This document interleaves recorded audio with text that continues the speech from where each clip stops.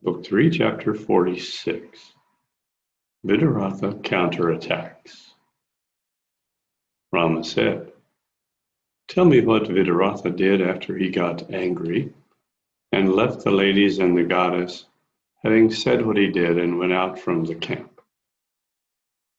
Vasishtha said, Vidaratha, accompanied by a large group of his companions, left his camp like the bright moon, beset by a host of stars.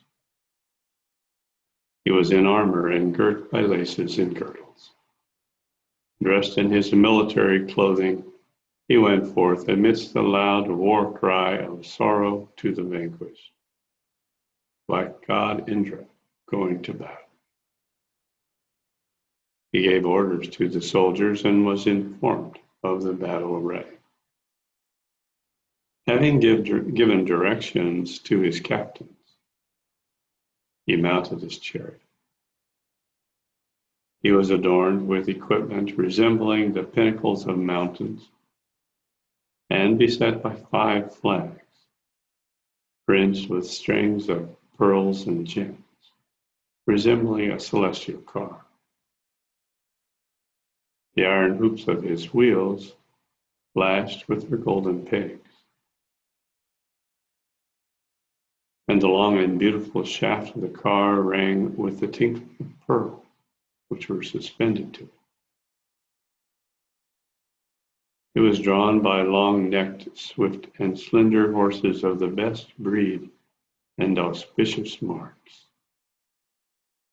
Their swiftness and bearing made them seem like they were flying in the air, pulling a heavenly car with some god in it. Impatient by the wind's swiftness,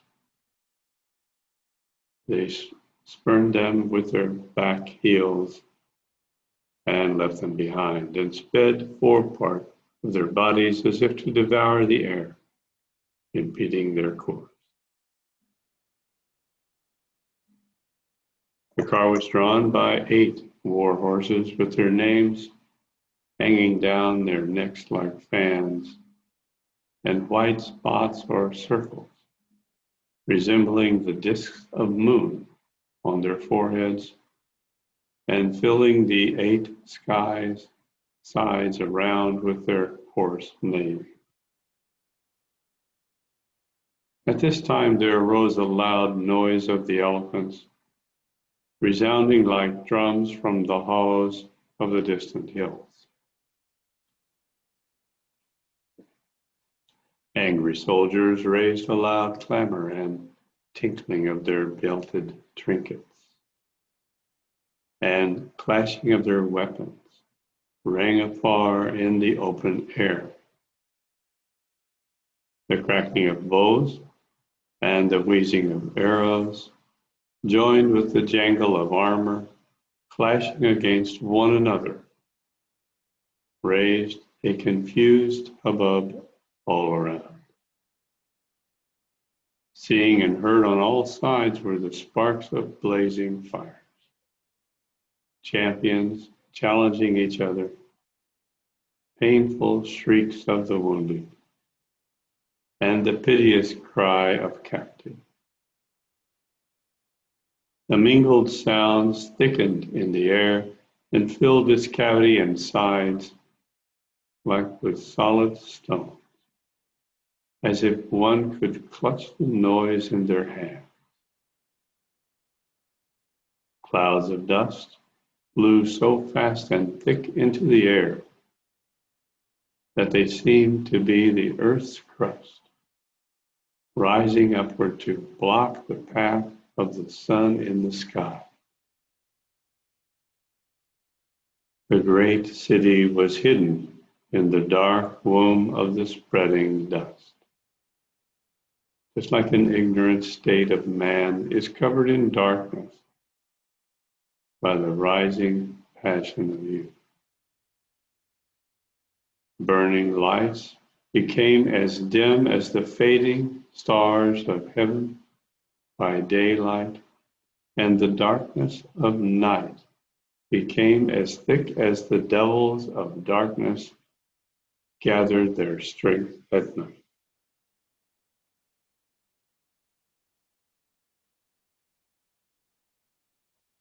The two Leelas saw the great battle from the tent with the minister's virgin daughter. By favor of their goddess, they had their eyes enlightened with far sight. Now there was an end to the flashing and clashing of the hostile arms in the city.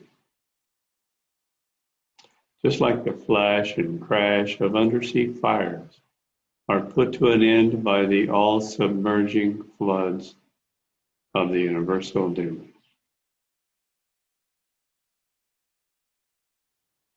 Siddhartha collected his forces and, without considering the enemy's superiority, pressed himself forward into them as the great Mount Meru rushed into the waters of the great deluge.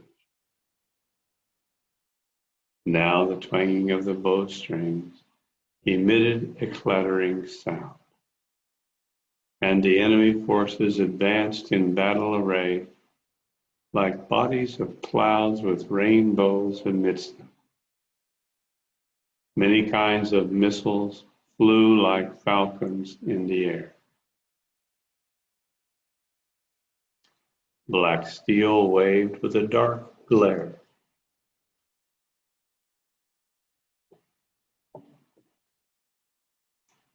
Owing to the massacres they made, clashing swords striking against each other, flashed with living flames of fire, and showers of arrows whistled like hissing rainfalls in the air.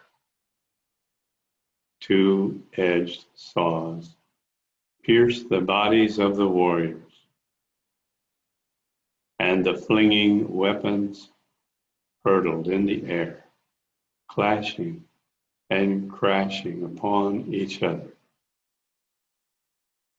The darkness of the night was put to flight by the blaze of the weapons. The entire army was pierced by arrows sticking like hairs on their bodies. Headless trunks moved like players in a horrid, solemn ritual of the god of death, Yahweh. Furies fled about at the violence of war, like raving girls at drunken revelries. Elephants, fighting with their tusks, sent a clattering noise into the air, and stones flung from the slings flew like a flowing stream in the sky. Bodies of men were falling dead on the ground, like the dried leaves of forest blown away by the wind. Streams of blood were running in the battlefield, as if the heights of war were pouring down floods of death below. The dust of the earth was set down by the floods of blood, and the darkness dispelled by the blaze of weapons. All clamor ceased in intense fighting, and the fear for life was lost under the stern resolution of death. The fighting was stern, without a cry or noise, like the pouring of rain in a breathless sky. The glitter of swords in the darkened air was like the flashes of forked lightning in murky clouds. Darts were flying about with a hissing noise. Crossbows hit one another with a harsh sound. Large weapons struck each other with a jarring noise. The dreadful war raged direfully in the dim darkness of the night.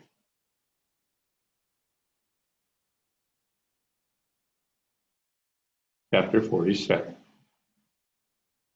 Saraswati explains why Sindhu will win. The encounter of Sindhu and Vidaratha. Vasishta said, as the war was raging furiously between the two armies, the two Leelas addressed the goddess of knowledge and said, tell us, O goddess, what unknown cause keeps our husband from gaining victory in this war? And in spite of your good grace to him and his repelling enemy elephants in the fighting, Saraswati replied, know, daughters, that I was asked by Vidaratha's enemy to give him victory in battle, which your husband never craved of me. He lives and enjoys his life as it was desired by him, while his antagonist gains the conquest according to his aim and object. Knowledge is contained in the consciousness of every living being and rewards everyone according to the desire to which it is directed. My nature, like that of all things, is as unchangeable as the heat of fire. So the nature of Vidaratha's knowledge of truth and his desire for liberation lead him to the like result.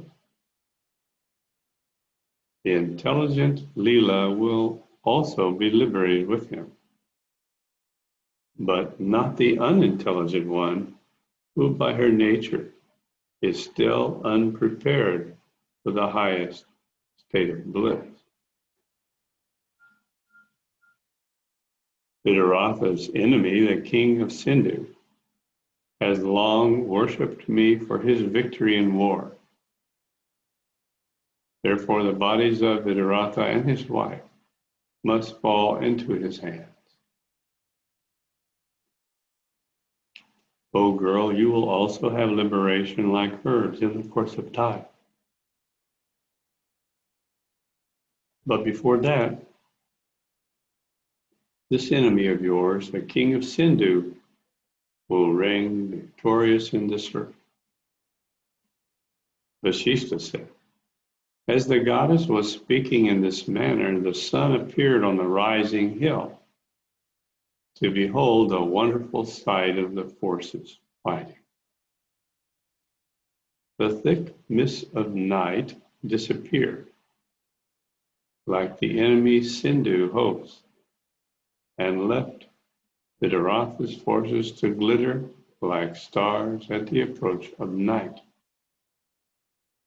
The hills and dales of the land and water gradually appeared to sight, and the world seemed to reappear to view from amidst the dark ocean of the Devas.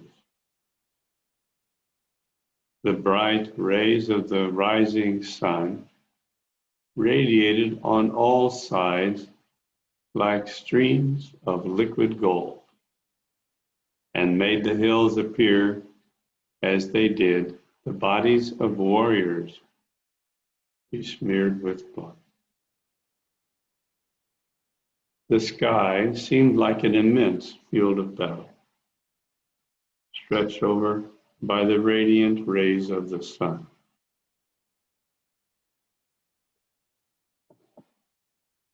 That made the warriors' shining arms shake in a snake-like manner. The helmets on their heads raised their lotus-like tops, and the rings about their ears blazed with their jeweled glare. The pointed weapons were fixed as the snouts of unicorns.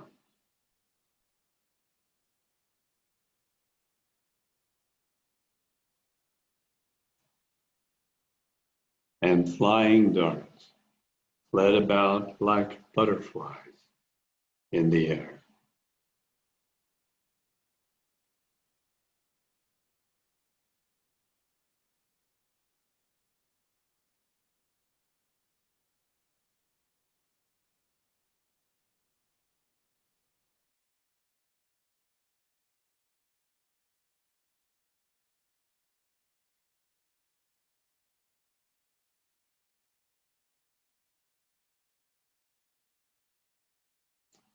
The bloody field presented a picture of a ruddy dawn and dusk, and the dead bodies on the ground represented the motionless saints in their yoga. Necklaces hung on their necks like snakes, and armor covered their bodies like the skins of serpents.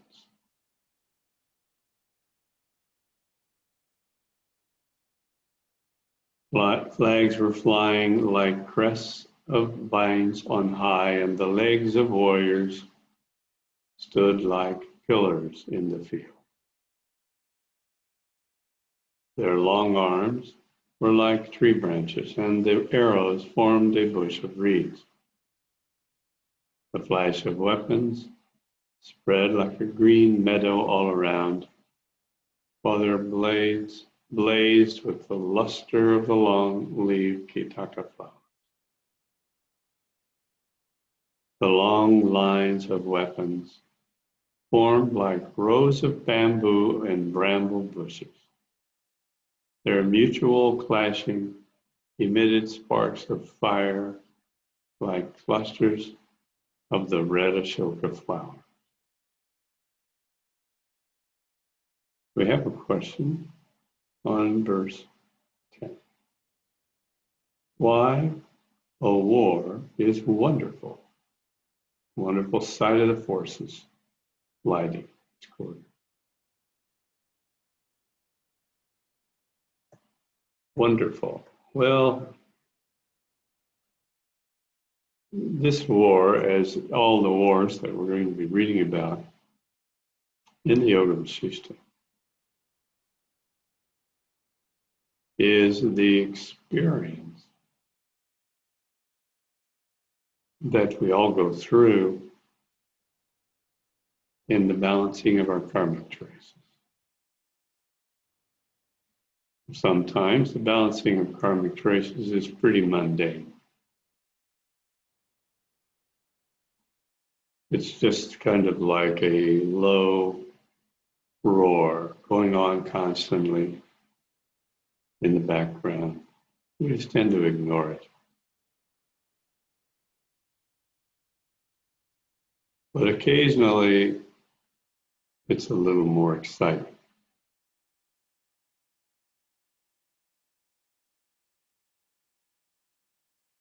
When we have experiences as we go on the path of Jivan Mukti,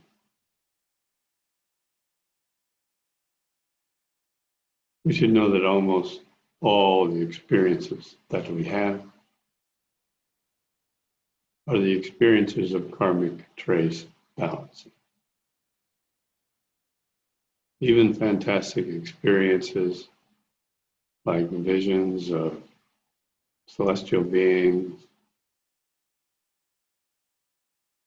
incredible surges of energy, flows of kundalini throughout the body, all based on the balancing of karmic traces. Kundalini is one of the most amazing experiences people often report.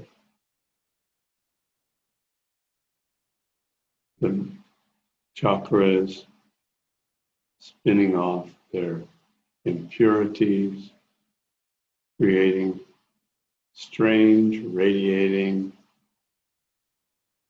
knife-like pains.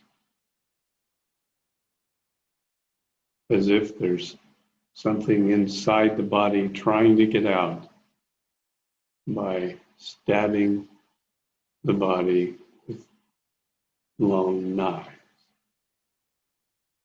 These are wonderful experiences. We may feel like there's some thing in our head trying to burst out through the eye. All kinds of incredible experiences are possible. And these are just ultimately traced back to the balancing of karmic traces. And so that's why this war is described as wonderful.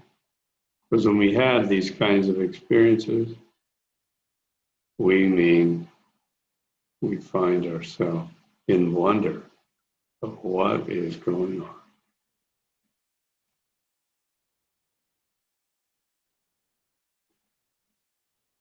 As we advance and we're more connected with the silent witness, we've become the silent witness, then we're operating similar to Saraswati and Leela by just observing and witnessing from afar. There is one section in which the two Leelas and the virgin daughter of the king were given far-sightedness by Saraswati, so they could observe the battle.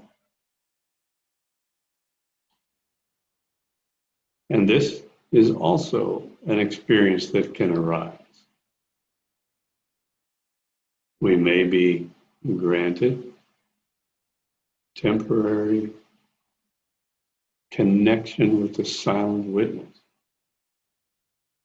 so that we feel detached from the war that's going on within us as karmic traces are balancing. So we're observing it from afar, on the level of the silent witness. And we may even become confused and think, oh, we've reached Jivan Mukti.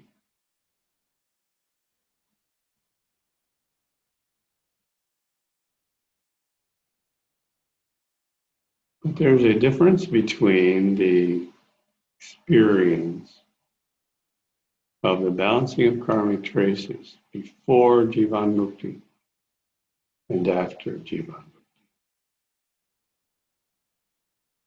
We can achieve Jivan Mukti while there are still karmic traces remaining to be balanced. In fact, everyone achieves Jivan Mukti long before all of their karmic traces are balanced. Soon as there is some crack in the web of karmic traces wide enough to allow the divine karmic traces, which appear like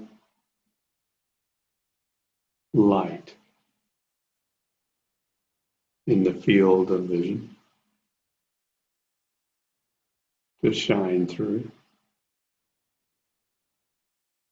And we're attracted to that light, we become that light, and from that light we are a version of the silent witness observing everything going on in our physiology. When we reach Jivan Mukti, at first, we are still attached to that physiology that has apparently hosted our consciousness for all the years of our life. Apparently, because that's an illusion, of course. But the consciousness doesn't require any hosting, but it is our experience that somehow our consciousness is hosted by our physical body, by the brain, by the neurons. What we can do even is induce the neurons to operate in a coherent manner in the theta bandwidth, and that will produce a sense of nirvana, bliss, samadhi, unbounded awareness, witnessing. But of course, since it's being produced in this way, not real witnessing, it's not real silent witness. In fact, we don't experience the silent witness truly until we've achieved the Deha Mukti. The Deha Mukti is Brahman consciousness. Once we've achieved Brahman consciousness, then we're experiencing the silent witness in its absolute form. Prior to that, we're experiencing the silent witness as a reflection of the silent witness within this universe. Because everything in this universe is a reflection of the reality. It's not real. And that even includes the silent witness. But the depth of that reflection and the profundity of that reflection gives us a hint to what the real experience of the silent witness will be like.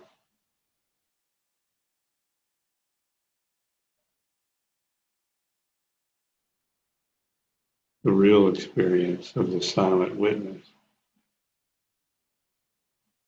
has no limits whatsoever. But when we experience the silent witness, at first, it seems to be focused on observing the body that we use to identify. And then as the silent witness matures, as we experience it on a deeper level, getting closer to the source, to the real silent witness, we lose this identification with the physical body. And we begin to appreciate all of the human beings scurrying about on the surface of the earth with the same sort of attachment. We still have an attachment to the human being. This is as long as we are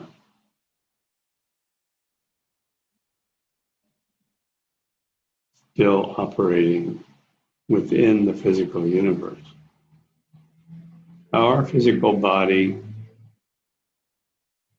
loses its specialness and it becomes like any other body, any other being. And the fondness that we had for our physical body spreads out to become a fondness for all physical bodies. And we can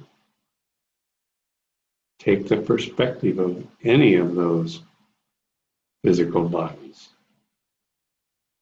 We can feel what's going on with any of the physical bodies in the universe as this sense of empathy grows.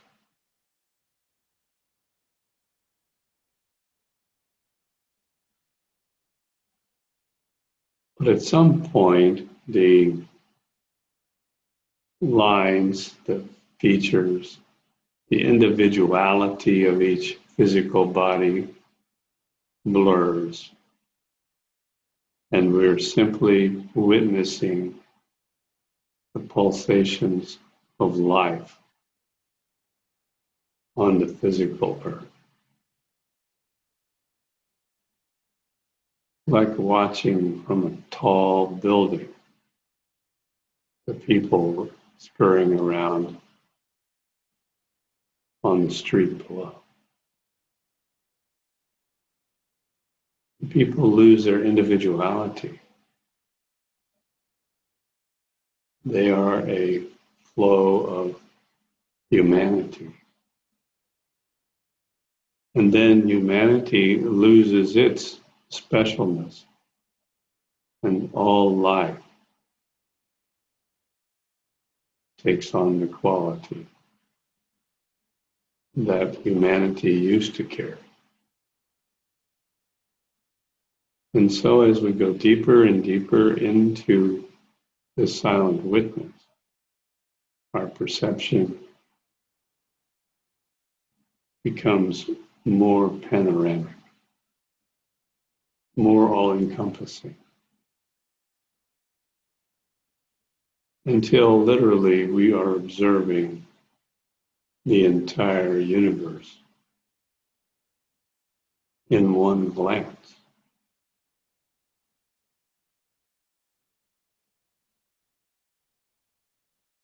And then as we transcend beyond this universe to connect with the absolute silent witness,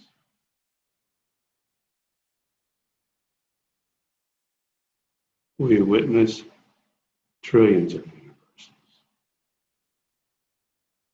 and the amazing, wonderful pulsation of life as trillions of universes, knowing full well within each of these universes there are human beings, there are individual human beings with their collection of individual karmic traces, having all their experiences.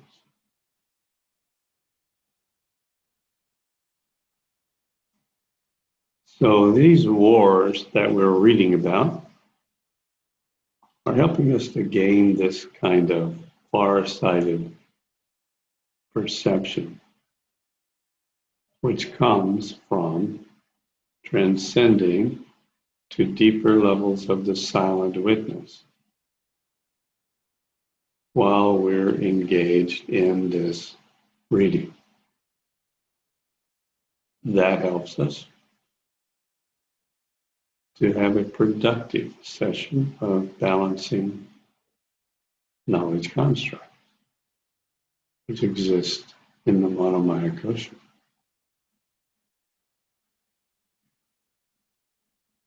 Our challenge is to be transcending and witnessing from the level of Vijnana kosha or higher while we're listening to and reading the Yoga Vasishtha.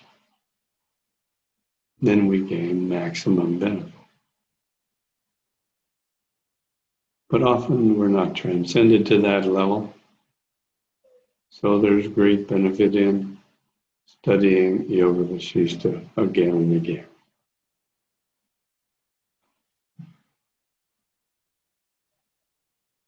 Because each time we pick up some new balancing of karmic traces that were missed in the last reading.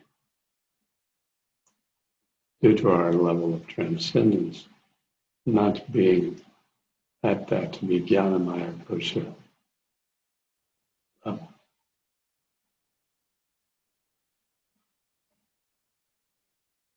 Continuing with verse 20.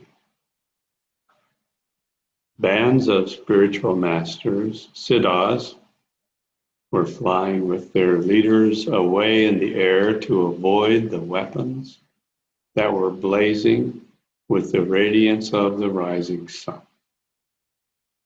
forming as it were a city of gold on high, the sky re-echoing to the clashing of darts and discuses, of swords and spears, and of mallets and clubs in the field, and the ground overflowed with streams of blood bearing away the bodies of the slain.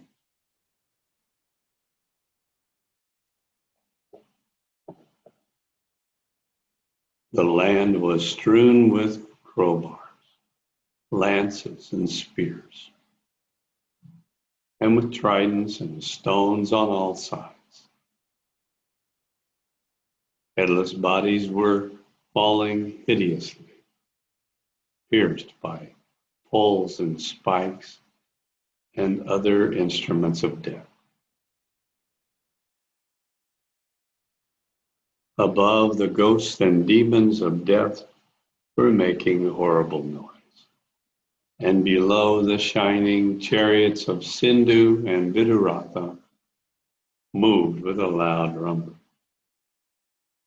They looked like the two luminaries of the sun and moon in heaven, and they were equipped with various weapons of discs and rods, of crowbars and spears, and other missiles besides. Each was surrounded by thousands of soldiers who shouted loudly as their king turned towards them. Crushed under heavy discs, many fell dead and wounded with loud cries. Big elephants were floating lightly on the currents of blood. Hairs on the heads of dead bodies floated like weeds in the streams of blood. And the floating discuses glided like the disc of the moon, reflected in the purple streamlet. The air of the battlefield was filled with the confused noise of the jingling of jeweled ornaments, the tinkling bells of war carriages, and the flapping of flags in the wind. Numbers of valiant as well as dastardly soldiers followed their respective kings,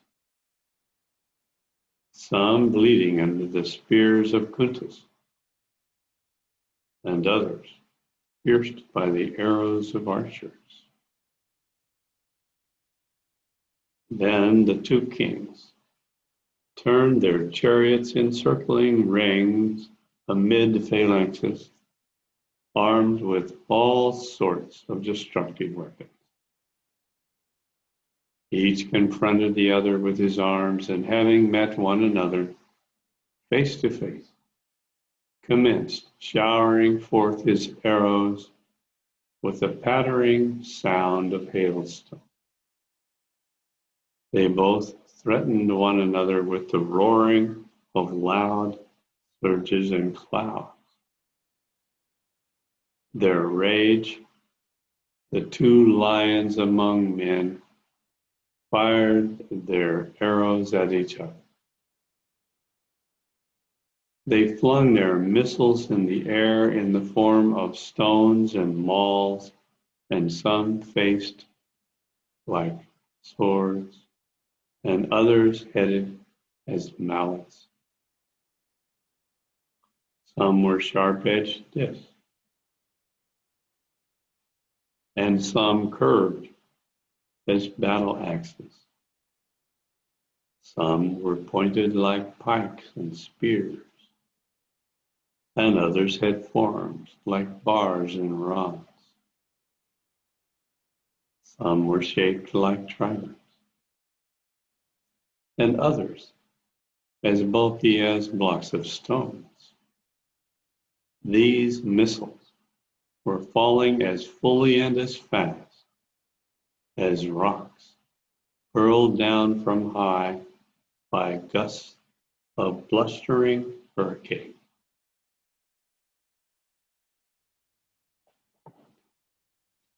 The meeting of the two warring powers was as the confluence of the Indus and the sea, with tremendous roaring, collision, and clashing.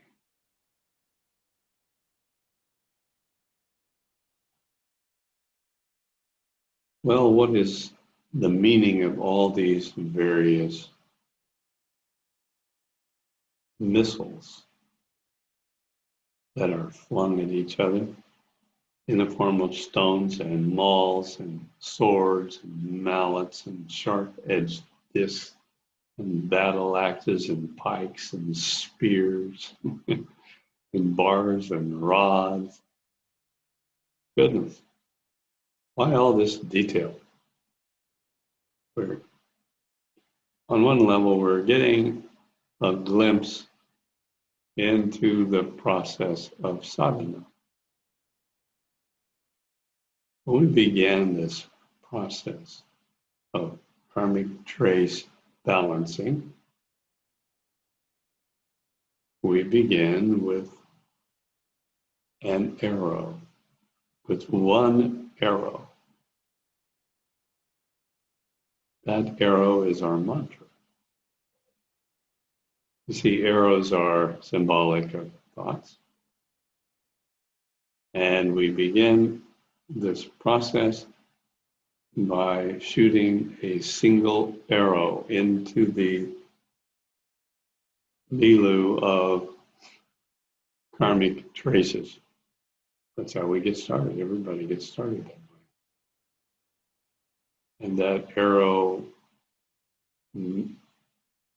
meets its mark, and some thought of something we hadn't ever thought about, or maybe we hadn't thought about for many, many years, arises in the mind. We have been successful.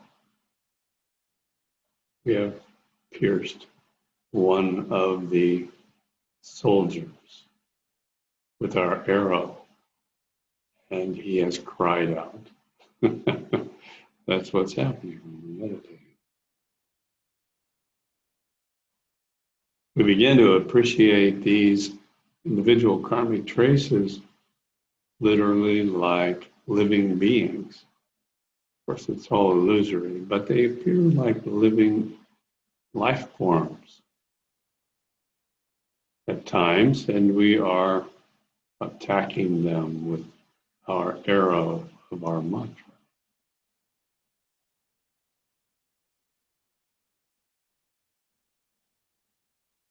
As we attack these various life forms, they respond with their own arrows, their own thoughts.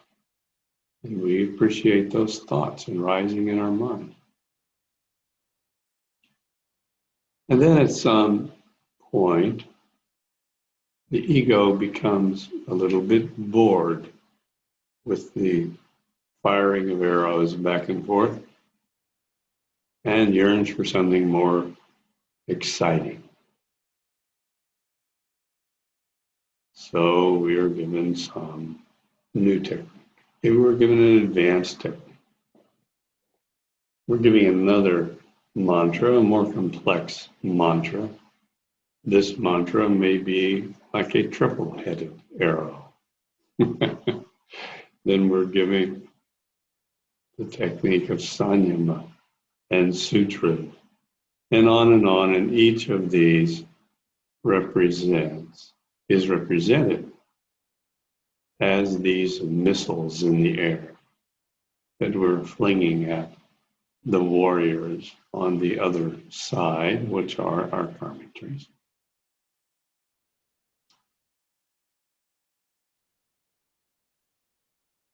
Hence, we have many stories of wars and battles in the Yoga Vashishta.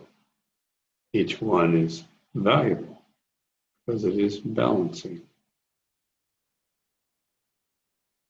the karmic traces on the level of knowledge construct.